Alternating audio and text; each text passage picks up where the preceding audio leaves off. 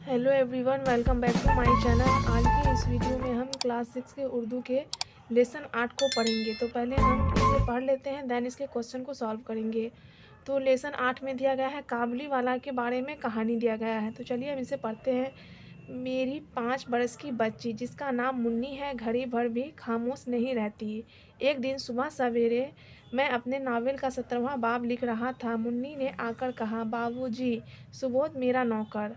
सुबोध जो है वो नौकर है। कौवे को काग कहता है। वह कुछ नहीं जानता और उससे पहले कि मैं कुछ कहूँ उसने दूसरी बात शुरू कर दी। देखिए बाबूजी, भोला कहता है कि आसमान में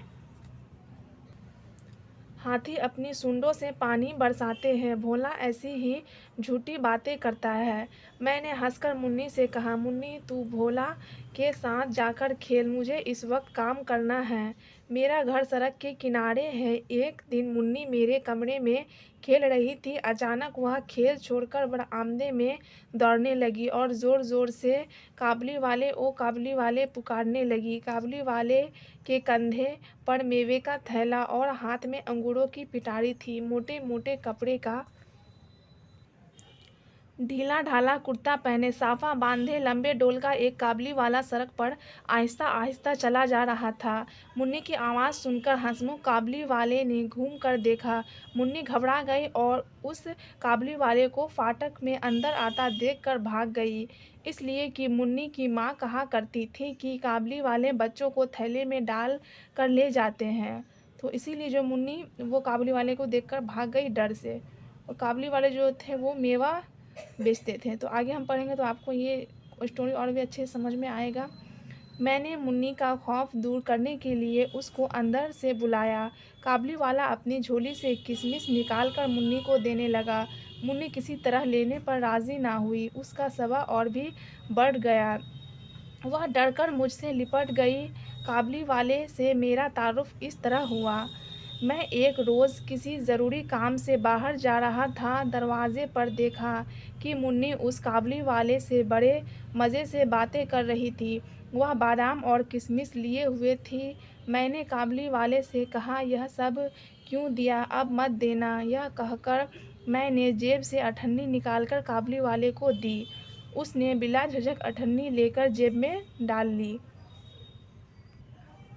जब मैं काम से लौटकर घर आया तो मैंने देखा कि उस अठन्नी की वजह से घर में बड़ा शोर मचा हुआ है। मुन्नी की माँ उससे डांट कर पूछ रही थी कि तूने उससे अठन्नी क्यों ली। मुन्नी की आंखों में आंसू भर आए। यानी काबुली वाले जो है मुन्नी को अठन्नी लौटा दिए थे। उसने कहा, मैंने नहीं मांगी, वह अपने आप दे गया। मैं मुन्नी को लेकर बाहर चला गया। मालूम हुआ कि यह काबुली वाले का दूसरा फेरा नहीं था। वह रोज़ रोज़ घर आता और पिस्ते बादाम देकर उसने मुन्नी से दोस्ती कर ली थी। काबुली वाले का नाम रहमत था। रहमत और मुन्नी की उम्र में ज़मीन आसमान का फ़र्क था। फिर भी दोनों एक दूसरे के दोस्त हो गए। उन दोनों में कुछ बंधी टिकी बातें हुई थी। काबुली वाला कहता, मुन्नी ससुराल जाओगी। मुन्नी नहीं जानती कि ससुराल किसे कहते हैं, लेकिन भला वह चुप रहने वाली कहाँ थी। वह उल्टा काबुली वाले से पूछती, तुम ससुराल जाओगे। रहमत गुस्सा तानकर कहता, मैं तो ससुरे को मारूंगा। यह सुनकर मुन्नी खूब हंसती। हर साल जब जाड़े का मौसम खत्म होने लगता तो रहमत अपने वतन जाने की तैयारी करता और घर घर जाकर अपना रुपया वसूल करता, मगर एक बार मुन्नी से मिलने ज़रूर आता। एक दिन मैं अपने कमरे में बैठा पढ़ रहा था। अचानक गली में बड़ा शोरगुल सुनाई दिया। मैंने खड़े होकर देखा। रहमत को 2 सिपाही बांधे लिए जा रहे थे। पीछे से लड़कों और राहगीरों का मजमा चला आ रहा था। रहमत के कुर्ते पर खून के धब्बे थे और एक सिपाही के हाथ में खून से भरी छुरी थी। मैं भागकर गया और सिपाहियों को रोककर पूछा, क्या बात है। मालूम हुआ कि पड़ोस में एक चपरासी को सैकड़ों गालियां दे रहा था। इस बीच काबली वाले पुकारती हुई मुन्नी भी वहां आ गई। रहमत का चेहरा दम भर के लिए खुशी से खिल उठा। मुन्नी ने आते ही उससे पूछा, तुम ससुराल जाओगे? रहमत ने हंसकर कहा, हाँ वहीं जा रहा हूँ। उसने देखा कि इस जवाब से मुन्नी को हंसी आ गई। तब उसने गुस्सा दिखाकर कहा, मैं ससुरे को मारता तो ज़रूर, लेकिन क्या करूं, मेरे हाथ बंधे हुए हैं। कुछ दिनों के बाद इस जुर्म में रहमत को 7 साल की सज़ा हो गई। इस वाक़ये के बाद कई दिन गुज़र गए। मुन्नी काबली वाले को भूल गई। मुन्नी बड़ी हो गई और फिर उसकी शादी भी तय हो गई। आखिरकार शादी की तारीख आ पहुंची। मेहमानों से घर भरा हुआ था। मैं अपने कमरे में बैठा कुछ काम कर रहा था। अचानक उस वक्त रहमत वहां आ गया। पहले तो मैं उसको पहचान ना सका, लेकिन उसकी हंसी से समझ गया कि यह रहमत है। मैंने पूछा, क्यों रहमत, कब आए? कल ही शाम को जेल से छूटा हूँ। मैंने कहा, आज तो मैं बहुत मसरूफ़ हूँ, फिर कभी आना। वह उदास होकर जाने लगा, लेकिन फिर हिचकिचाते हुए बोला, बाबूजी, मुन्नी कहाँ है? मैंने कहा, आज घर में काम है, मुन्नी से भी मुलाकात ना होगी। वह उदास हो गया। अच्छा बाबूजी, सलाम कहकर जाने लगा। मुझे जैसे धक्का सा लगा। जी चाहा कि उसको बुला लूं। इतने में देखा कि वह खुद ही वापस आ रहा है। वापस आकर उसने कहा, यह कुछ किशमिश बादाम मुन्नी के लिए लाया था, उसको दे दीजिए। मैंने उस उसकी कीमत अदा करनी चाहिए। तब उसने मेरा हाथ पकड़ लिया और कहा, आपकी मेहरबानी मैं कभी नहीं भूल सकता, मुझे कीमत ना दीजिए। बाबूजी, मुन्नी जैसी मेरी भी बेटी है, इसीलिए मैं उसके लिए मेवा लाता था। मैं यहाँ सौदा बेचने नहीं आता। इतना कहकर उसने कुर्ते के अंदर से एक मैले कागज़ की पुड़िया निकाली। बड़ी एहतियात से पुड़िया खोलकर मेरे सामने रख दी। उस कागज़ पर एक छोटे से हाथ का निशान था।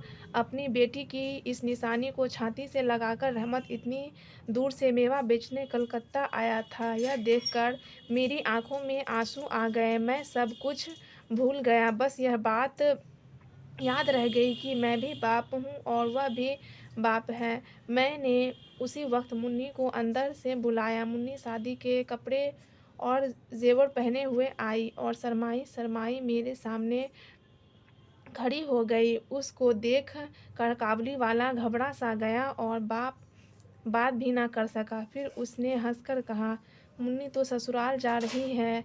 अब मुन्नी ससुराल के माने समझने लगी थी। उसने शर्मा के सर झुका लिया। रहमत कुछ सोचकर ज़मीन पर बैठ गया।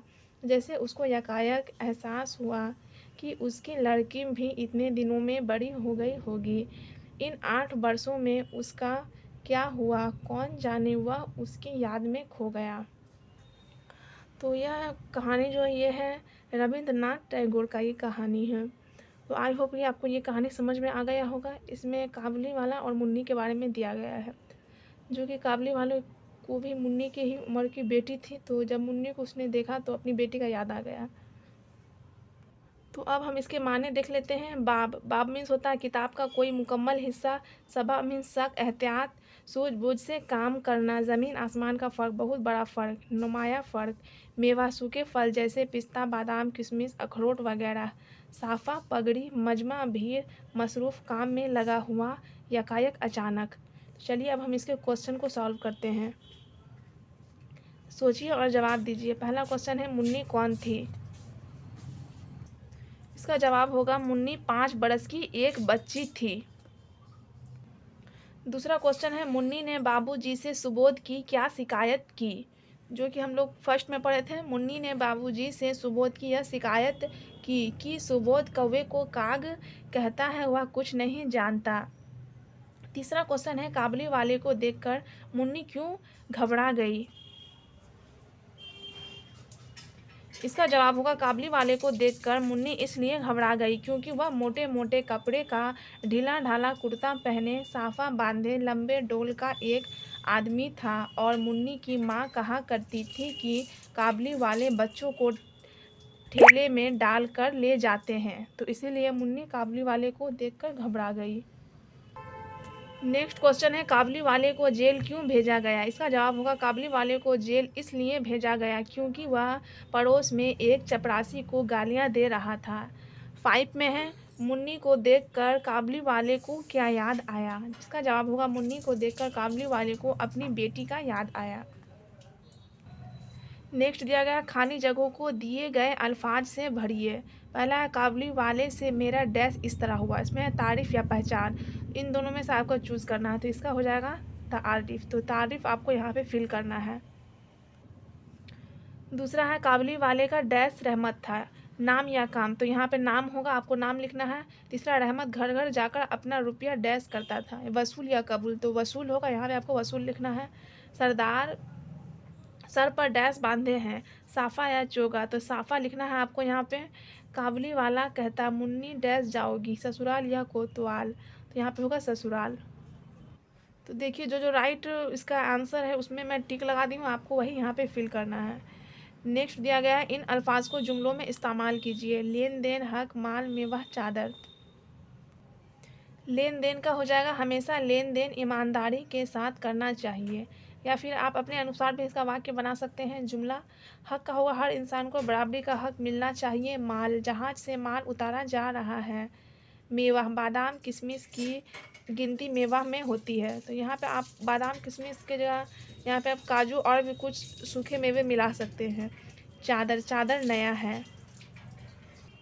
तो नेक्स्ट दिया गया था आपको जमा बनाने के लिए, तो बात का जमा होगा बातें, बरस का बरसों, सिपाही का सिपाहियों, लड़की का लड़कियों, मेवा का मेवाएं।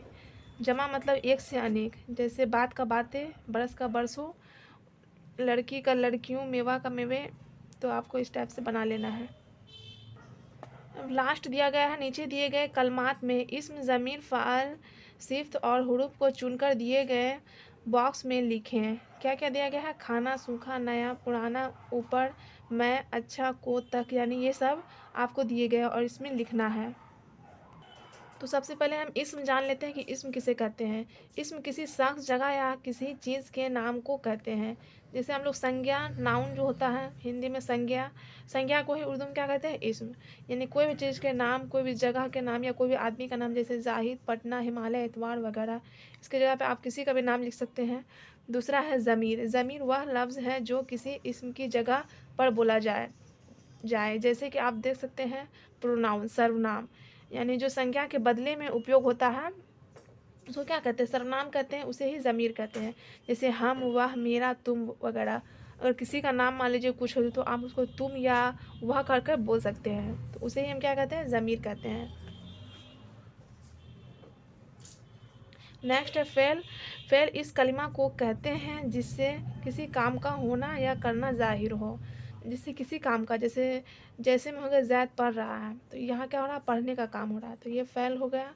रानी आई है, तो यहाँ आने का काम हो रहा है, ये फ़ेल। वह खाना खाया वगैरह, तो यहाँ पे खाना खाने का काम हो रहा है, तो ये क्या होगा? फ़ेल हो गया।